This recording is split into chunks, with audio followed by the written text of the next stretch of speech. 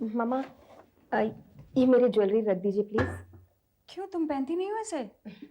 इतनी heavy jewellery मैं नहीं पहनती, आप मेरे लिए संभाल कर रख दीजिए। ठीक है, ये मैं रख देती हूँ। तुम ये प्रेशर कुकर रखना और 2 सीटी में उतार देना। ठीक है। वो मामा, प्रेशर कुकर की सीटी कहाँ से बजती है?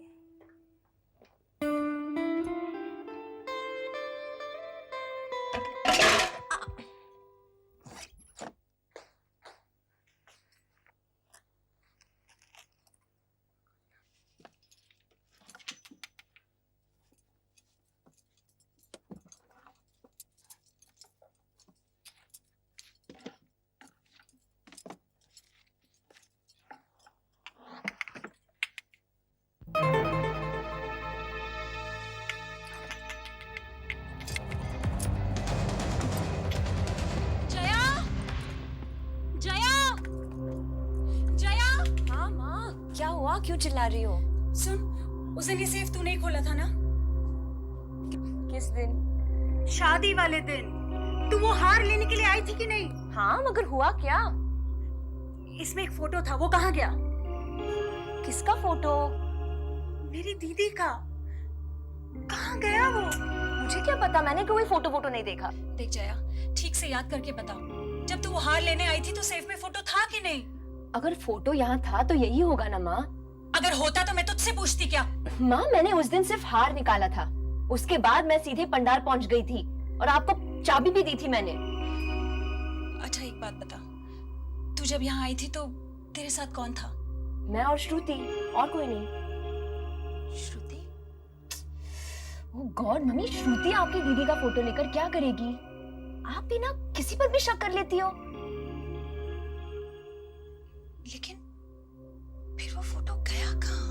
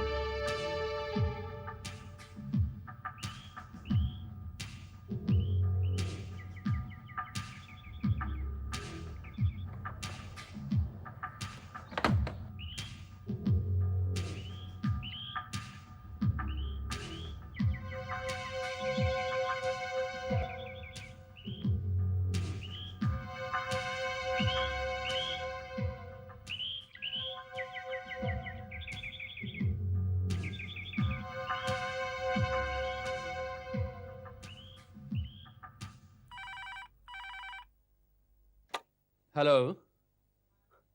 हाँ अंकल, राहुल बोल रहा हूँ। कैसे हैं आप?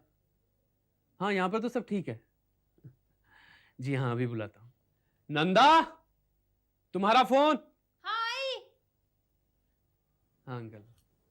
हाँ, अंकुश तो ठीक है। राहुल। हाँ जी, नंदा से बात कीजिए। हेलो। हाँ बेटा, अंकुश की तबीयत कैसी है? हाँ, पहले से बेहतर है। नहीं नहीं पापा, हॉस्पिटल जाने की जरूरत नहीं पड़ी थी। वो डॉक्टर यहाँ खुद आ गए थे। तुम्हारे घर के पास से गुजर रहा था, सोचा अंकुश से भी मिलता हुआ चलूं मैं, इसलिए। हाँ पापा, आप आ सकते हैं, लेकिन अभी अंकुश सो रहे पापा। हाँ तो फिर रहने दो बेटा, बुखार उतर जाए तो फोन कर लेना। अब ठीक है पापा। नंदा, झूठ क्यों बोला तुमने? और क्या करती। क्यों? हमारी शादी के बाद पहली बार पापा ने हम दोनों को डिनर पर बुलाया। अंकुश ने मना कर दिया। क्यों मना किया उसे? ये वो जाने। मैं सिर्फ इतना जानती हूँ कि मेरी जिंदगी में पहली बार मैंने अपने माँ बाप से झूठ बोला है, वो भी अंकुश की वजह से। अजीब आदमी है। ना खुद चैन से जीता, ना दूसरों को जीने देता है। मैं बात करता हूँ उससे। कहाँ पर है वो? ड्राइवर, एक मिनट, एक मिनट।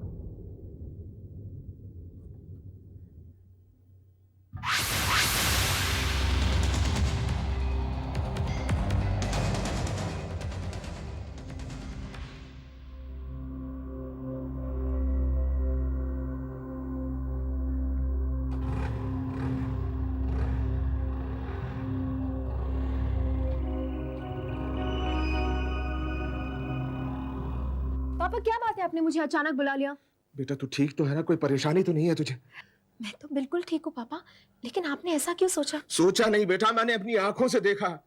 क्या? लाल रोड पर पान की दुकान से अंकुश सिगरेट खरीद रहा था।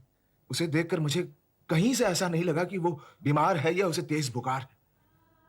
बस बाइक स्टार्ट की और वहां से निकल गया।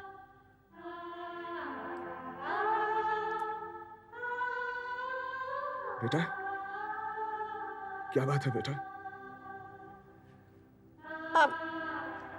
I'm sorry पापा, मैंने आपसे झूठ बोला, आपका दिल दुखाया मैंने।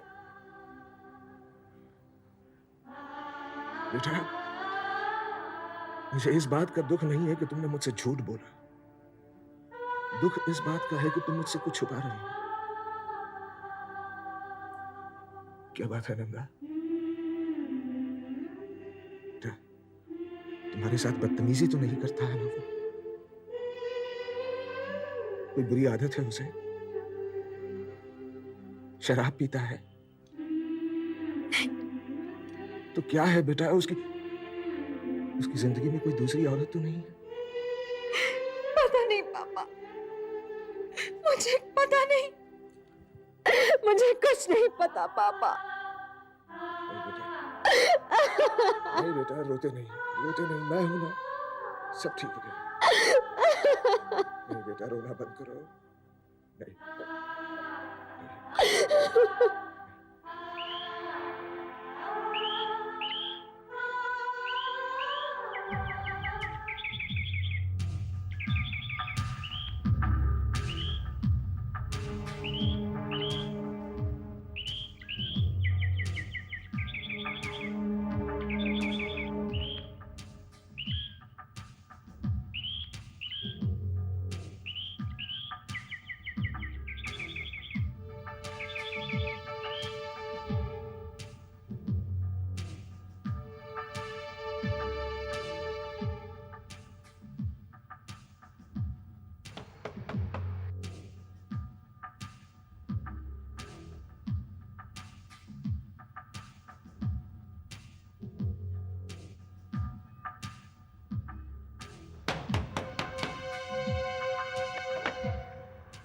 कौन चाहिए?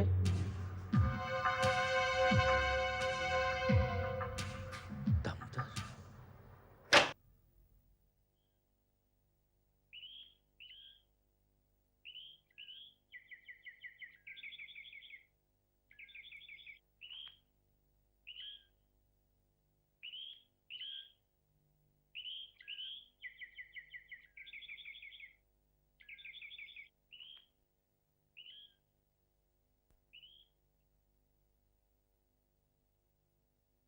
जेल से छूटकर सीधा यहीं आए?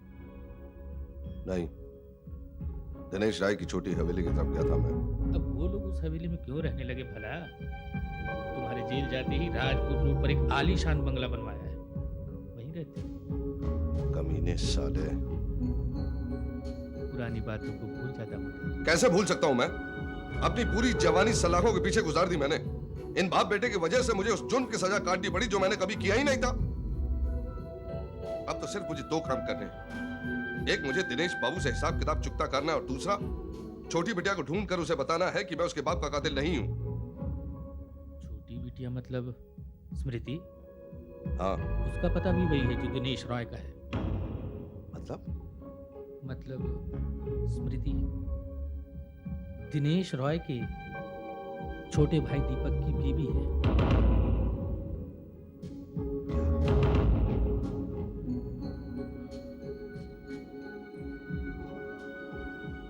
आज आपने हमारे लिए कैसे वक्त निकाल लिया? अरे दीपक जी, रिश्तेदारों के लिए हमेशा हमारे पास वक्त रहता है। और सुनाइए, सब कुशल मंगल है ना? दीपक जी, बच्चे ना खुश हों तो बाप के लिए कुछ भी कुशल मंगल नहीं होता। क्यों? क्या हुआ बच्चों को? मैं कैसे समझाऊं आपको, मेरी समझ में नहीं आ रहा। आप नंदा की बात कर रहे हैं? मैं सिर्फ नंदा की बात नहीं कर रहा हूँ दीपक जी, आप यूं समझिए कि मैं अंकुश की भी बात कर रहा हूँ। लेकिन हुआ क्या? कल मेरी बेटी मुझसे लिपट लिपट कर रोई। दीपक जी, अब यकीन नहीं करेंगे, 12 साल में पहली बार मैं उसे ऐसे देख रहा हूं। मुझे अच्छा नहीं लगा। जाहिर सी बात है उमाशंकर जी। जाहिर सी एक और बात है दीपक जी, अंकुश और नंदा के बीच में जरूर कोई तनाव है। नंदा ने कुछ कहा आपसे? नंदा अपने पति की शिकायत मुझसे नहीं करेगी, संस्कार ही कुछ ऐसे हैं। लेकिन एक बाप होने के नाते मैं अपनी बेटी को सुखी देखना चाहूंगा ना। उमाशंकर जी, हम भी यही चाहेंगे कि हमारी बहू हमेशा खुश रहे। तो समझाइए ना आप अंकुश को प्लीज, कि वो नंदा के साथ सख्ती ना बरतें। मैं आज ही बात करूंगा। दीपक जी, शादी के बाद हर पति पत्नी में खटपट होती है, लेकिन शादी के कुछ ही दिनों में मेरी बेटी फूट फूट कर रोए, ये मुझसे गवारा नहीं होगा, बर्दाश्त नहीं होगा। देखिए उमाशंकर जी, आप किसी बात की फिक्र ना करें। फिक्र तो होगी ना दीपक जी, बेटी का बाप जो हूं मैं। बस इतना ही कहना था मुझे, इजाजत दीजिए।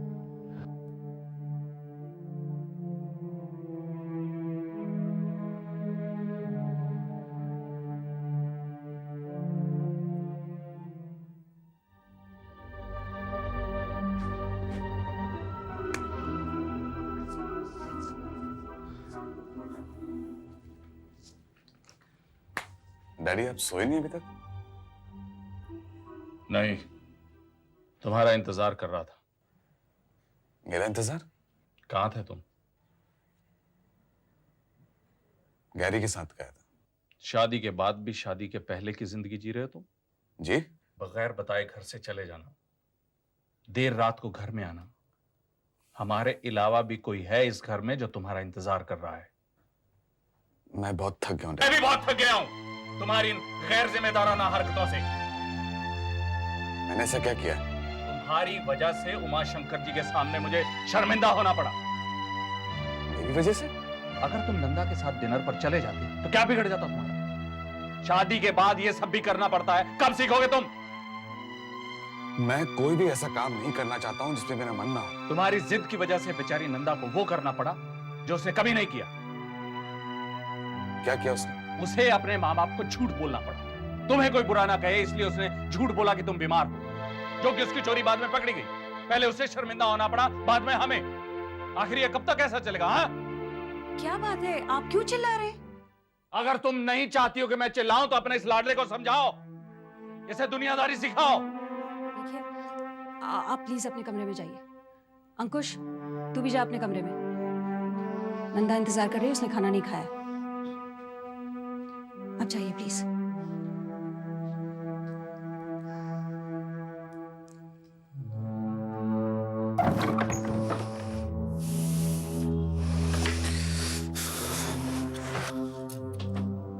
अरे आप आ गए?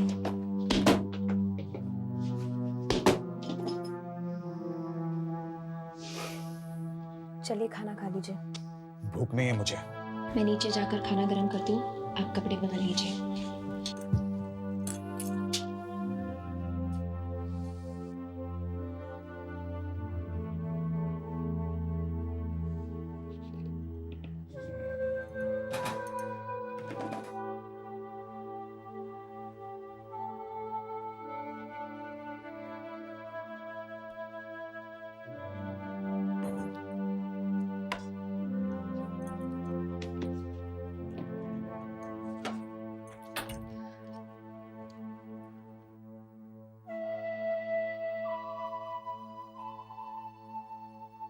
अंकुश, आप खाना क्यों नहीं खाते? मैं खा क्या लूं? झूठ बोल रहे हैं आप। हाँ, मैं झूठ बोल रहा हूं और मैं दूसरों को भी झूठ बोलने पे मजबूर करता हूं। देखिए, आप पहले खाना खा लीजिए, बाद में गुस्सा कीजिए। मैं आपका खाना ऊपर लेकर आई हूँ, चलिए प्लीज। बस करो, बस करो। दिन में मेरी शिकायत करती हो और रात में फिक्र जताती हो।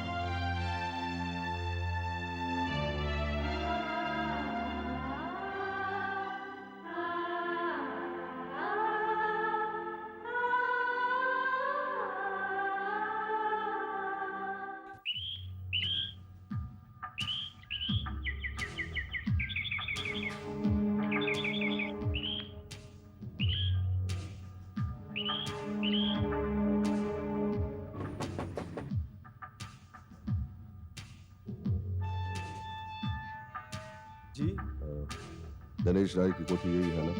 हाँ, लेकिन साहब घर पे किसी से नहीं मिलती। मुझे सुनीति बिटिया से मिलना है।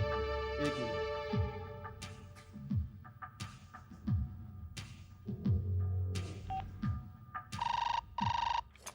हेलो। हाँ छोटी मालकिन, आपसे कोई मिलने आया है। बुढ़ा सा आदमी है कोई? अरे कुछ नाम तो होगा ना उसका। हाँ। अरे चाचा, आपका नाम क्या है? दामोदर। हाँ, वो अपना नाम दामोदर बताता है। दामोदर? अच्छा, भेज दो उसे। ठीक है जी, जाओ आप।